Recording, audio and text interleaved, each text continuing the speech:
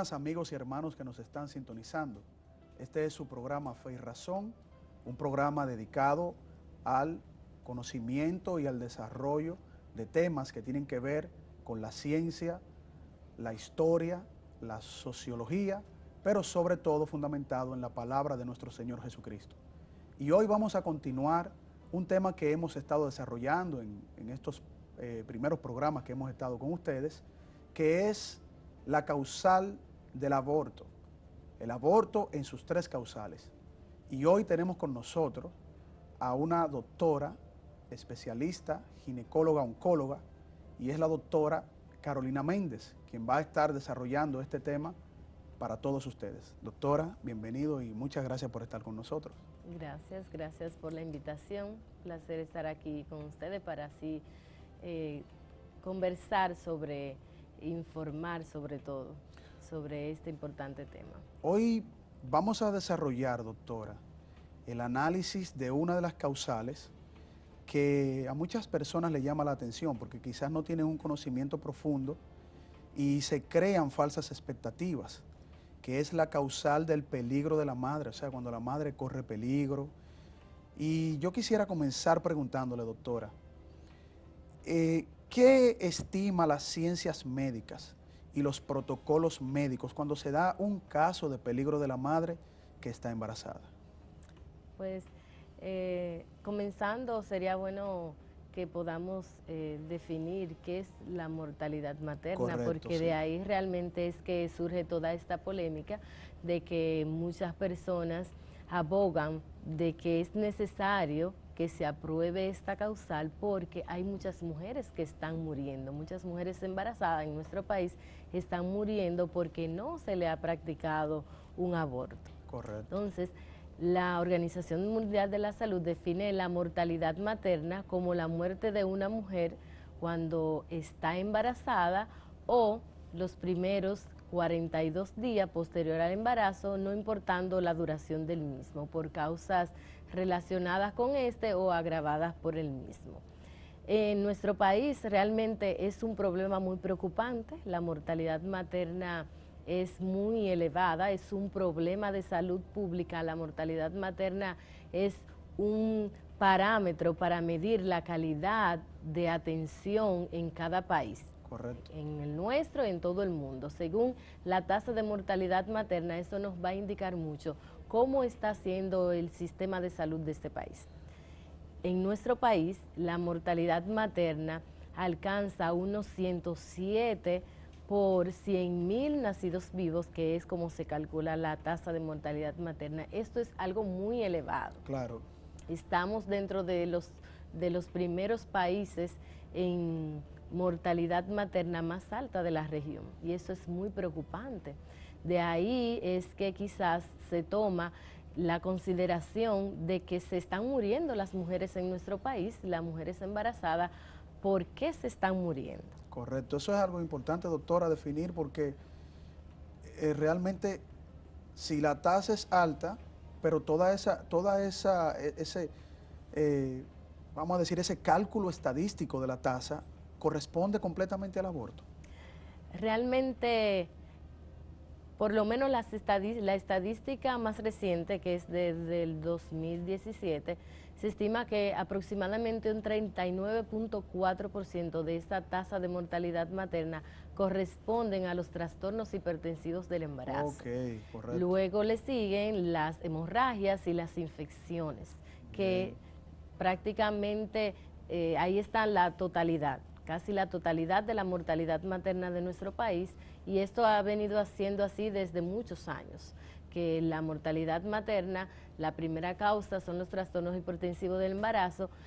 Tal enfermedad, valga la redundancia, ocurre a partir de las 20 semanas de embarazo y definiendo lo que es un aborto o lo que es una pérdida temprana del embarazo, es el que ocurre por debajo de las 20 semanas de embarazo. Correcto. Y con un peso menor de 500 gramos, lo que quiere decir que la mayor tasa de mortalidad materna de nuestro país ocurre por un evento que no está relacionado con un aborto.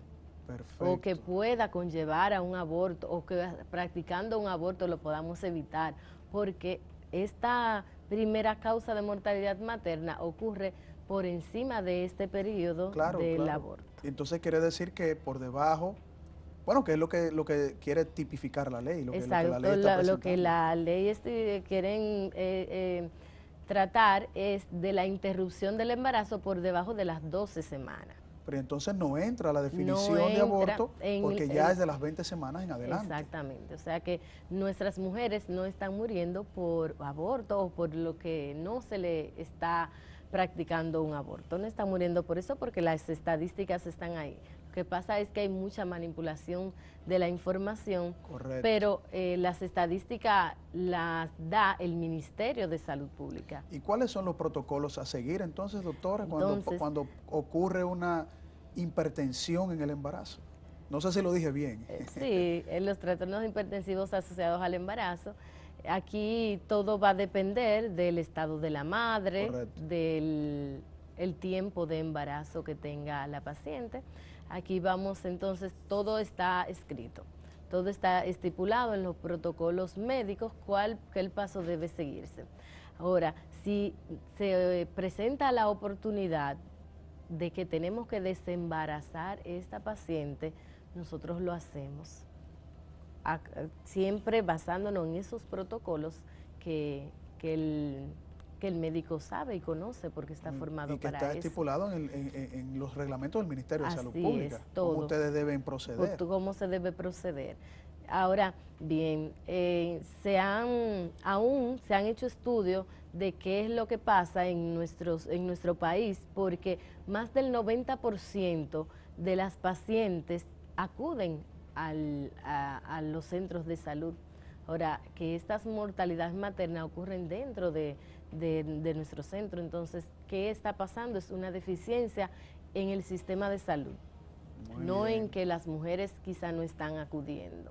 Entonces, por eso es que todo esto habla mucho de la calidad del sistema de salud pública de nuestro país. O sea, que la solución sería fortalecer, buscar medidas de una atención adecuada, correcto, de que en nuestros hospitales haya una adecuada infraestructura, insumos adecuados, antibióticos, porque hay mucho riesgo de infecciones, correcto, que todo esto va a repercutir en una disminución de la mortalidad materna en nuestro país. Como vemos, ¿sí? Sí, perdón. Usted mencionó algo muy importante y yo quisiera que nosotros explicáramos eso al público. ¿Cuál es la diferencia entre un aborto y un desembarazo? San Tomás de Aquino, hace mucho tiempo, estipulaba algo que nos habla mucho sobre la intención de un acto. Correcto. Primero, cuando se realiza un aborto, en una circunstancia como esta, o en cualquiera otra de la que se está hablando, se plantea la interrupción del embarazo, vamos a tipificarlo bien para que las personas que nos están viendo puedan entenderlo, cuando se recurre a esta maniobra de realizar un aborto, tenemos un bebé vivo dentro del útero de la madre, entonces hay técnicas para practicar este aborto. Hay técnica de succión, es un poco fuerte, pero es la realidad, que es por medio de una cánula con presión negativa. El bebé está dentro del útero, en una bolsa, seguro, en una bolsa de agua, de líquido amniótico. Se procede a vaciar esta bolsa de donde él está contenido y aspirar el bebé, desmembrarlo por partes, literalmente. Ese es un aborto, eso es practicar un aborto. Y es la intención de matar a esa criatura. Se va premeditado con acabar con la vida de este bebé. Esa es una. También se puede hacer por medio de instrumental, que es con una pinza, se aspira el líquido y luego con una pinza se va desmembrando el bebé parte por parte. Muy fuerte eso. Es fuerte, pero es la realidad. Claro. Es lo que mucha gente no conoce, pero es la realidad. Entonces, cuando se hace eso, va con toda la intención de matar a ese bebé. Ahora, cuando nosotros, que en algún momento hemos tenido que decidir hacer un desembarazo de la paciente, tratamos siempre de que, aunque nosotros sabemos que el fin va a ser negativo, pero nunca tenemos la intención de que este bebé, de matar al bebé, Claro, sino claro. de salvar la vida de la madre. Aunque en el acto, que no en sí no va a ser malo, tiene un fin bueno, pero también hay una consecuencia negativa. Y siempre optamos por el hecho de hacer todo lo posible por salvar las dos vidas, aunque en el proceso fallezca el bebé, Claro. pero siempre damos la oportunidad de que este bebé sobreviva. Lo que estamos viendo entonces, podemos interpretar que la intención del médico en el desembarazo de la paciente no es matar al bebé, No es matar sino al salvar bebé. la vida de la madre y entonces tratar de darle cuidado a ese bebé para ver si sobrevive. Y que Claro. las ciencias médicas, con el avance de la tecnología, pues a medida que va pasando el tiempo vamos a tener mayor posibilidad de que podamos hacer lo más adecuado para la vida de esa criatura, que es la vida más indefensa, más débil, si se podría decir así, doctora. Así es. Vamos a pasar a nuestro primer bloque comercial y en el segundo segmento, doctora, yo quiero mencionarle algunas falacias, porque a mí me gusta a los invitados médicos mencionarle falacias que utilizan los proabortistas, que son feministas e incluso médicos. Eso es lo que a mí no me deja de sorprender. Médicos que utilizan, aún teniendo un conocimiento médico de la ética, del proceder médico, algunas cosas para poder justificar esta causal. Amigos, siga con nosotros en su espacio Fe y Razón. Bien, amigos, continuamos con esta interesante conversación con la doctora Carolina Méndez, quien es ginecóloga oncóloga y que estamos hablando de la causal del aborto en el peligro de la madre. Pero yo quiero preguntarle a la doctora las falacias que utilizan los proabortistas. Una de ellas, doctora, es que la madre que está en riesgo decide ella sobre la vida del bebé, o que el médico, tomando esa consideración de que es la madre la que decide porque es su cuerpo, porque esa vida está por encima de la del bebé y que por lo tanto hay que practicarle un aborto sí porque sí, si la ética médica prevé eso, independientemente de lo que ya usted explicó, que fue muy clara, que hay protocolos a seguir y eso, pero esa falacia se puede sostener, doctora. Realmente no. Y es que hay muchos dicen, pero ¿quién dicta los protocolos? ¿Cómo vamos a nosotros a confiar en que esos protocolos? Porque vemos que en el nuevo Código Procesal hay una cápita que dice en la ley que cuando se practica un desembarazo, no va a ser penado o punible si se ha practicado, si se ha hecho todo lo posible médicamente para que se salven las dos vidas. Correcto. Entonces muchos dicen, pero ¿cómo yo sé que se ha hecho todo, que se han practicado esos protocolos, dónde salen? Entonces, muchas personas desconfían del médico para la aplicación de los protocolos, por lo cual estamos nosotros regidos para todas las enfermedades, pero ¿quién es que dice que la madre está en riesgo? Correcto. ¿Quién es que dice que la madre tiene alguna enfermedad que está en riesgo? ¿Es la madre que lo dice o es el médico? Exacto. Porque entonces vamos a confiar en el médico para que nos diga que está en peligro la madre, pero no vamos a confiar para que practiquen y pongan en práctica sus protocolos. Exactamente. Entonces esto es una incongruencia. No podemos decir que confiamos en que sí, pues la madre está en peligro, vamos a desembarazar, vamos a hacerle un aborto. Es un buen punto, doctora, pero entonces, porque vamos a confiar en que primero vamos a tomar el camino más fácil, que no es el que el médico está llamado a realizar, que es el aborto, matar a la criatura, porque si vamos a confiar en eso y a desconfiar de lo otro, no hay un equilibrio lógico. Porque si yo fuese el padre de la criatura, yo me voy porque traten de salvar a mi hijo y traten de salvar a mi esposa.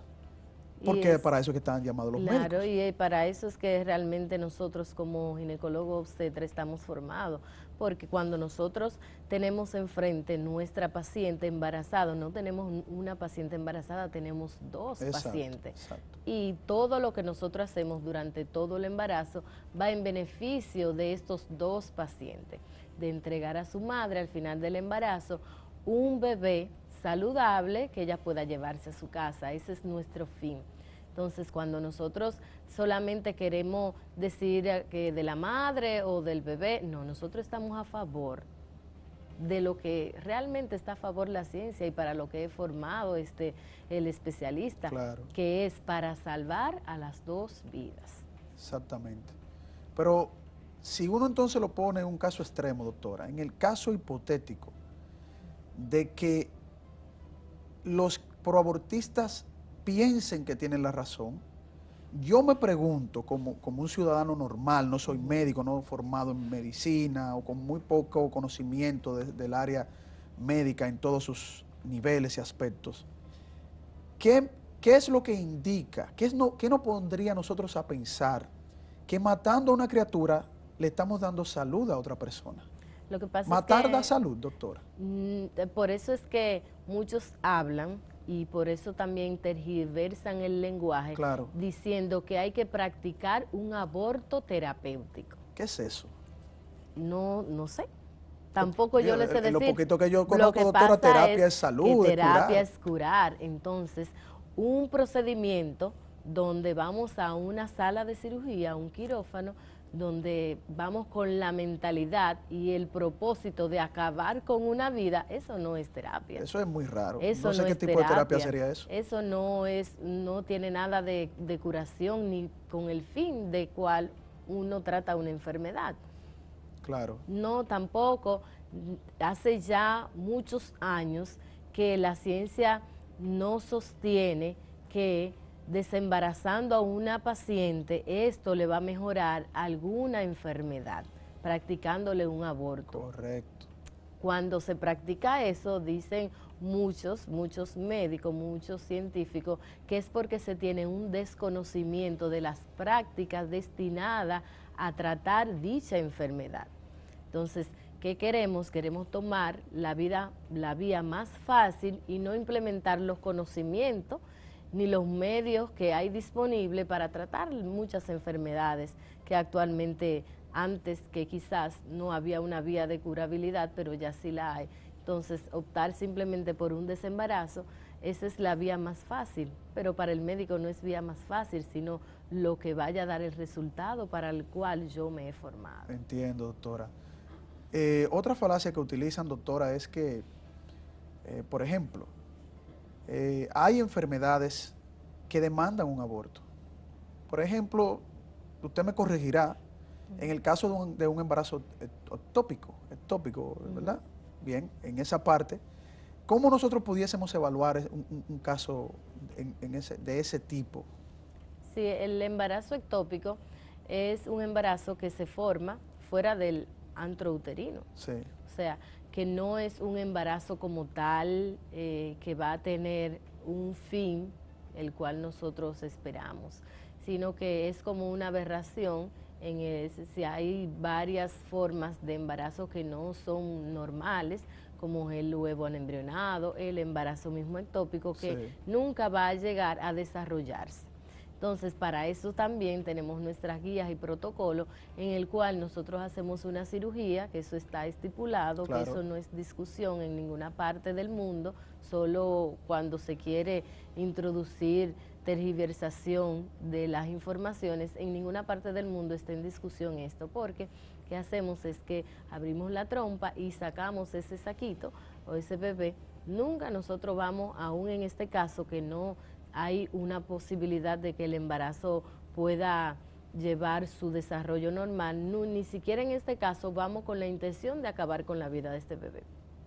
Se saca íntegramente y que muera de forma natural, como está estipulado en toda parte. Correcto, o sea que en ese caso no se busca ni tampoco en una circunstancia a ese nivel de que se le quite la vida por vía intencionada del médico, sino Exacto. que sea un proceso natural, porque es lo que yo entiendo, doctora, que el médico no está llamado para matar a nadie o realizar una cirugía que quite la vida, aunque esta vida sea muy frágil y de manera natural se pierda la vida. Así es. Hay otro caso, doctora, que se utiliza falacias con relación a los casos que tienen que ver con algún tipo de cáncer muy radical, un cáncer que ponga en peligro la vida de la madre y que esté embarazada. Yo quisiera que usted nos dé una pequeña introducción de ese tipo de casos para ver cómo actúa el médico y luego en el próximo segmento vamos a hablar de un caso que ha sido icónico en la República Dominicana. Pero me gustaría que antes de irnos a la pausa comercial usted nos dé un pequeño resumen. Sí, el cáncer y embarazo es una entidad muy rara, es infrecuente, aunque en los últimos años, ya que la mujer trata de tener sus hijos más posterior, las mujeres quieren prepararse y tener un embarazo ya no tan joven, por también el aumento de la incidencia del cáncer, se ha dado con un poquito más de frecuencia y aún así no es muy frecuente. Se estima que uno entre mil mujeres pueden presentar, 1000 mujeres con cáncer, una podría estar embarazada. Esto es muy raro. Entonces, dado esa situación, muchas personas dicen, pero ¿qué pasa con el embarazo? Se va a morir la mujer porque está embarazada, el embarazo le va a hacer daño al cáncer. Y es que no está demostrado, nunca se ha demostrado que el embarazo pueda agravar la enfermedad, ni la enfermedad producirle agravamiento al embarazo. Correcto. O producirle daño al embarazo. Bueno, pues entonces en la próxima pausa, doctora, cuando retornemos, vamos a hablar de un caso icónico y que es un caso que aquí lo toman como bandera para tratar de defender las causales del aborto. Amigos, continuamos en su espacio Fe y Razón. Volvemos en breve. Estamos de regreso, amigos y hermanos que nos están sintonizando. Un tema interesantísimo, una exposición que consideramos magistral de la doctora Carolina Méndez. Y vamos a hablar ahora de un tema muy, pero muy complejo y que esperamos que podamos desarrollarlo y que se pueda entender, porque es un caso icónico de varios años atrás que tuvimos. Fue un caso que salió en toda la prensa dominicana, ha sido un caso que ha incluso trascendido a nivel internacional y se han hecho incluso campañas hablando del caso Esperancita. Doctora, el caso Esperancita fue un caso de una leucemia crónica, no sé si ese es el término. Aguda. Aguda. Mielocitis sí, aguda. Exactamente. Ese caso, doctora, que fue un caso muy, muy conocido en la República Dominicana, tuvo repercusiones tan nefastas que sirvió de bandera para los que promueven el aborto. ¿Usted tiene algún conocimiento, doctora, de cómo sucedió ese caso? Porque, por ejemplo, yo estuve investigando en la prensa dominicana y vi que los doctores hicieron incluso una rueda de prensa. Pero me gustaría saber qué información usted maneja con relación a ese caso, doctora. Sí, este es un caso muy triste. Para mí es un caso muy penoso de una joven, una paciente que falleció y es para nada serviría para uno quizás utilizarlo como propaganda, como se ha utilizado, sí. Un caso tan triste donde una madre pierde su hija, donde su hija fallece. Es un caso muy triste para nosotros querer utilizarlo como propaganda para ganar adeptos a nuestras ideologías. Es un caso muy triste donde una joven llega a una emergencia sintiéndose mal, con malestar general, en un mal estado, muy mal estado, y es atendida en un centro de salud de nuestro de nuestro hospital. Hay muchas versiones, si buscamos así, como usted dice, en los medios podemos encontrar, y lo más que encontramos es que dejaron morir a la paciente porque no le practicaron un aborto, Sí. y se manipula mucho la información. Pero lo inteligente sería buscar los actores del hecho y ver qué pasó. Claro, correcto. Porque sabemos que en nuestro medio, desde que se da una información, todo el mundo tiene una idea y empieza a divulgarla y se hace una verdad de una mentira, de tanto que se dice. Exactamente. Entonces, lo sabio es buscar la fuente. ¿Qué pasó? ¿Qué realmente pasó? Y lo que dicen los médicos, que son los actores principales, además de la paciente, en su informe, es que la paciente, como le venía diciendo, llega en mal estado general a la emergencia del centro de salud, dentro de analíticas normal de rutina que se hacen vía una emergencia, buscando una causa de qué tiene la paciente, porque tiene síntomas inespecíficos que no apuntan en ninguna enfermedad. Se les realiza hemograma, una paciente en edad fértil, se les realiza una prueba de embarazo. La paciente no se conocía que estaba embarazada hasta el momento, Claro. ni que padecía de ninguna enfermedad.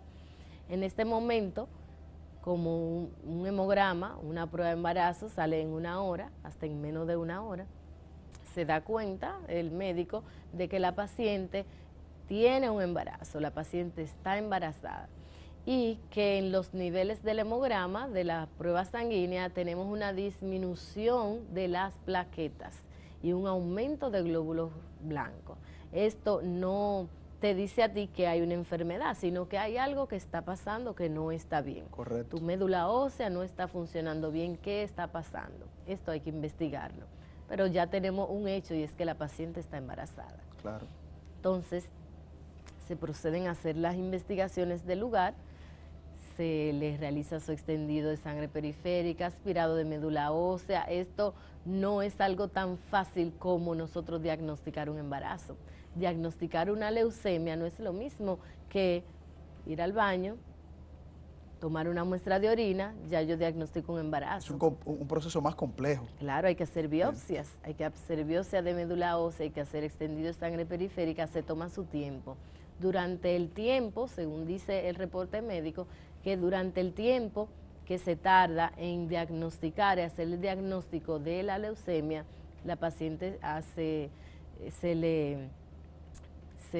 deteriora, se ha deteriorado, pero 2 semanas posterior se comienza su quimioterapia porque se diagnostica con una leucemia mielocítica aguda, la cual tiene un fin muy sombrío. En los niños pequeños, en los bebés, en los niños puede tener un buen pronóstico, Claro. pero en pacientes ya adultas tiene un muy mal pronóstico. De hecho, O sea que la tasa de mortalidad es muy alta. es muy alta, Wow. aún estando embarazada o no estando embarazada, porque el embarazo no agrava la enfermedad. Claro. No claro. agrava la enfermedad. Por eso le decía anteriormente que no existen enfermedades que son agravadas por el embarazo en este estadio temprano. O sea que desembarazando la paciente, el pronóstico no iba a cambiar. Pero esta es una de las falacias. Pero en estas pacientes, ella perdió su embarazo de forma natural. Bien, sí. Ella perdió su embarazo de forma natural, se le dio su quimioterapia, porque muchos dicen, no se le dio la quimioterapia y por eso la paciente falleció. No. O sea que es una información falsa. Claro, porque a ella se le inició su tratamiento con quimioterapia y también se le hizo su legrado porque ella perdió espontáneamente su embarazo. O sea No. que ninguna de estas informaciones sale a la luz Entonces pública. la muerte de la paciente, Ocurrió por consecuencia de su misma enfermedad. un desangrado, Una hemorragia pulmonar, porque esa es una de las consecuencias, las infecciones y la hemorragia, Sí. por la disminución de las plaquetas, y ocurre una hemorragia pulmonar masiva, y por esta causa fallece la paciente, Pues, lamentablemente. es interesante porque cuando estuve investigando en los medios, ¿no?, digitales, rebuscando información, pues los médicos realizaron una rueda de prensa y explicaron una serie de complicaciones, y en ninguna de ellas mencionan que no fue por no haberle realizado el aborto que la paciente muere. No, porque realmente esto no, el realizarle o no el aborto no iba a añadir ni a quitar un día más No de le iba a vida de salvar la ella. vida. Eso no iba a afectar Claro. su pronóstico, no iba a ser afectado por practicarle un aborto. Y entonces, bueno, pero ahí es que entra la falacia. Las falacias que utilizan es que dicen, necesitamos el aborto porque en el peligro de la madre, el caso Esperancita, ella murió porque no le realizaron el aborto y por lo tanto necesitamos hacerle aborto a todo el mundo. O sea, a todas las mujeres que corran el peligro, el supuesto peligro que dicen. A pesar de que este caso ha trascendido mucho porque es la muerte de una paciente, Claro, pero claro. debemos tener en cuenta que la leucemia asociada al embarazo ocurre una en 100.000 pacientes. Sí, yo me pregunto, O sea, después que de ese lamentable caso de esa joven, ¿cuántas pacientes más han perdido la vida por leucemia en el país? ¿Y cuántos abortos han tenido que realizar por leucemia? Cero, no he visto, yo estaba Por investigando. leucemia sí han muerto muchos Claro, pacientes, pero por aborto. asociada al embarazo no, porque es muy rara Sí, claro, claro, me la refiero incidencia. a las pacientes embarazadas, que tengamos que utilizar esta causal para justificar que por leucemia vamos a salvar la vida de la paciente porque necesita un aborto, porque Es que realizando no. un aborto no he visto una información así y es obvio que es una propaganda, es obvio que es una propaganda. Así es, Eh, lamentablemente. es una falacia. Bueno, yo creo que esa parte, doctora, ha quedado muy clara con todos esos argumentos técnicos, médicos que usted ha dado. A mí me queda bastante claro de que y lo digo, doctora, con toda honestidad, porque hay colegas en el área médica que me sorprenden cuando defienden este caso en específico y justifican el aborto. O sea que no sé realmente, yo ahí me quedo en el aire, pero no sé realmente cuál es el objetivo, si hay protocolos, si se sabe realmente qué procede en estos casos, cuál es la tendencia de esta enfermedad, cuál es la tasa de mortalidad. Es algo muy extraño, doctor. Entonces, vamos a irnos a comerciales, vamos a volver ya en el último segmento, desarrollando ya quizá de manera general un poquito. Me gustaría tocar de manera general en este último segmento las tres causales en general para ver su parecer, porque creo que usted ha dado magníficas informaciones hasta este momento. Amigos, hermanos, seguimos en su espacio Fe y Razón. Bien, amigos y hermanos, volvemos a su espacio Fe y Razón. Hemos estado hablando con la doctora Carolina Méndez, ginecóloga oncóloga, nos ha dado una serie de informaciones muy valiosas para nosotros poder entender esta causal que es el peligro de la madre y lo que implica llevar a cabo un proceso de aborto en un tiempo en donde no corresponde el término aborto porque las hipertensiones del embarazo, como muy bien explicó la doctora, pues regularmente ocurren después de las 20 semanas. Yo quisiera ahora, doctora, en esta parte final del programa, que hiciéramos como una especie de, vamos a decir, retrospectiva de las otras causales que se defienden. Hacer una especie como de poder no analizar estas otras causales porque van de la mano en la promoción de los proabortistas. Por ejemplo, doctora, en el caso de las malformaciones congénitas, me gustaría que usted nos diera un poquito de detalles sobre esta causal. Sí, se está abogando porque los bebés que vienen con alguna malformación congénita puedan ser eliminados antes de nacer. Esto es algo que está las personas cuando le dicen, no, pero si el bebé viene con problemas, no es mejor que la madre no cargue con esta cruz. Ese es un argumento que usan, claro. Todo su embarazo. Y cuando nosotros estamos claros de que ese bebé que está ahí está vivo, que es una vida, claro, entonces toda nuestra perspectiva debe cambiar. Debe cambiar porque este bebé está vivo, pero está enfermo. Quizás yo como oncóloga trato muchos pacientes que están enfermos, pero están vivos, que están enfermos y que quizás haya muy poca cosa médicamente que se pueda hacer. Pero ¿cuál es la conducta mía? Es decirle al familiar, mira, tu mamá tiene cáncer, ya le dimos el tratamiento que se pueda dar o llegó a un estado muy avanzado, vamos a eliminarla, vamos a matarla porque ella como quiera va a morir. ¿Sería la misma reacción de que yo le diga, no, tu bebé tiene problemas, pero es lo mismo, estamos hablando de dos vidas. Claro. Una vida un poco más adulta, otra vida más pequeña, pero ambas están enfermas y quizá ambas tienen poca probabilidad de vivir. Claro. Pero, ¿cuál es la opción en este caso de cuando una madre está embarazada? Es que las malformaciones, la mayoría de las malformaciones que vienen con el embarazo, ya con las nuevas tecnologías son operables durante el embarazo y aún fuera. Y aún tenemos otras enfermedades que sí, que quizás cuando el bebé nace pueda durar poquito tiempo de vida luego del nacimiento. Pero yo leía precisamente hoy un artículo de una pediatra oncóloga de Madrid, de España, que el artículo decía, no es lo mismo. Y ella decía, no es lo mismo cuando un bebé muere en brazos de su madre que en manos de su madre, que a manos de su madre. Claro, claro. Que su madre sea la responsable de que haya muerto o que la madre le dé la oportunidad de que nazca y que muera fuera con toda la posibilidad de que pueda vivir en brazos de su madre, quizás rodeado de cariño, rodeado de un pediatra tratando de ayudarle. de ayudarlo. Claro. No es lo mismo que muere en las condiciones que yo explicaba al principio, solo, siendo triturado, siendo despedazado. Claro, porque claro. siente y sabe muy bien, es una ejecución. ¿Y por qué esta ejecución? Porque queremos cada vez una raza más perfecta. Creemos que los bebés que tienen alguna deficiencia no merecen vivir.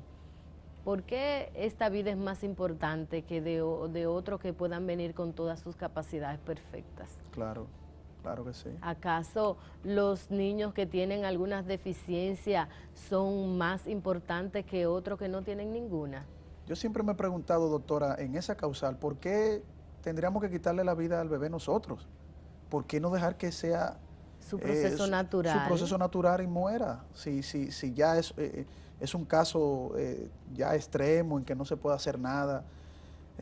Incluso he escuchado argumentos que indican de que la madre tiene que tomar esa decisión de matarlo muchísimo antes, estando vivo, muchísimo antes, independientemente del tiempo que pueda durar luego de estar fuera del vientre materno.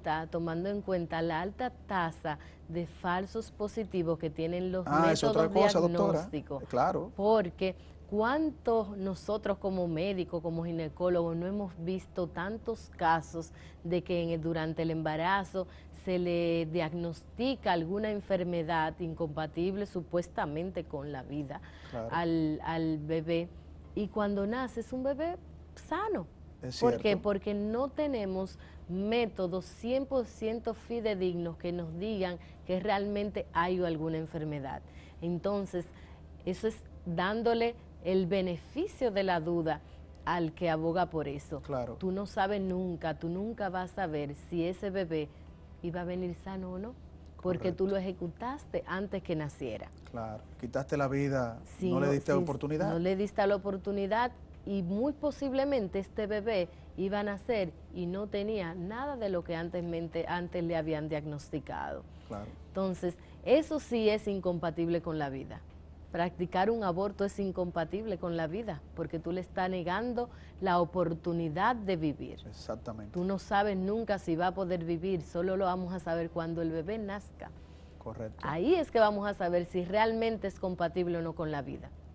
Porque no existen métodos 100% fidedigno para nosotros decir que realmente ese bebé va a morir cuando nazca. Doctora, la próxima causal, obviamente hemos establecido una serie de programas y han venido médicos extraordinarios, han dado unos argumentos que yo creo que para mí, son irrefutables, pero la causal de la violación, doctora, tuvimos la semana pasada al doctor Jaime Jorge Mansur dándonos unas declaraciones y unas explicaciones magistrales y nos decía que esto es una causal moral, que entra la filosofía, el análisis lógico, y aunque lo médico está presente siempre, porque son médicos que van a atender pacientes con problemas a ese nivel, problemas psicológicos por ese trauma. Pero él es hombre y por lo tanto yo he escuchado una falacia que dice que los hombres no pueden opinar sobre el tema de la violación. Ni médicos, ni psicólogos, ni bomberos, ni padres, por el simple hecho de que somos hombres. Entonces yo le pregunto a usted, doctora, como mujer, médico, defensora de las dos vidas, porque ese es el eslogan que ustedes como médicos abrazan, ustedes están del otro lado de la acera, como decimos nosotros los dominicanos. La violación, doctora, es una causa que determine que podemos quitarle la vida a un bebé. Esto es un tema muy, también, como decía, muy álgico, muy penoso, porque yo realmente como mujer me pondría en el lugar de una mujer que ha pasado por este trauma. Es algo desgarrador que yo no voy a quitar del medio a los hombres, porque los hombres tienen hijos. O sea que podemos opinar, doctora, podemos opinar perfectamente. En eso. Claro. Esto es una cuestión de vida o muerte, esto no tiene género. Claro. Esto no tiene género. Entonces, pero yo como mujer, sabiendo también como madre, que es un tema muy difícil, el cual uno no quisiera ver a nadie en esta situación, pero en nuestro país es muy frecuente las violaciones, sobre todo aunque no haya ninguna estadística, una estadística real, pero yo sabemos que es muy frecuente porque yo trabajo con mujer y yo sé que es muy frecuente las violaciones. Correcto. Y es muy amplia las violaciones. Sí, en todo el sentido. El abuso es muy amplio en nuestro país. Entonces, aquí tenemos una situación donde una mujer sale embarazada de un agresor. Entonces, yo lo veo desde el punto de vista de que tenemos dos víctimas y tenemos un agresor. Tenemos una madre que está embarazada de otra víctima, que también el bebé, que es también producto de toda esta agresión. Entonces, ¿qué vamos a hacer? ¿Qué queremos hacer? Queremos ejecutar una de las víctimas para que pague por todo esto. Es algo que no tiene mucha razón, no tiene mucho sentido. Yo decir que por una violación, que es algo terrible, pero a quien yo tengo que hacer pagar todo esto es una de las víctimas. Correcto. Es algo que no se sostiene. Correcto. Es algo que no se sostiene y diríamos, ok, pero tú vas a hacer que esta madre, esta persona pase por este trauma de tener hijo de un violador, pero en los estudios que se han hecho, cuando se practican, esas mujeres se practican un desembarazo o un aborto por esta causa, en la mayoría de los casos se arrepienten, y las que no lo hacen no se arrepienten de no habérselo practicado. Bueno, doctora, con esas explicaciones que usted nos ha dado, yo creo que es evidente que ninguna de las causales tienen un fundamento ni ético, ni médico, ni moral, ni nada. Y qué bueno que usted ha podido compartir con nosotros y los hermanos y amigos que nos han estado sintonizando, porque yo creo que estas informaciones nos van a ayudar a reflexionar. Incluso personas que han estado confundidas con estos temas, esperamos que puedan analizar sus palabras, doctora, y que pues cambien de opinión, porque esto no se trata de quién tiene o no la razón, sino de defender la vida humana. Así es. Amigos y hermanos que nos han estado sintonizando, muchas gracias por compartir este programa en el día de hoy. Esto es su espacio Fe y Razón. Hasta la próxima.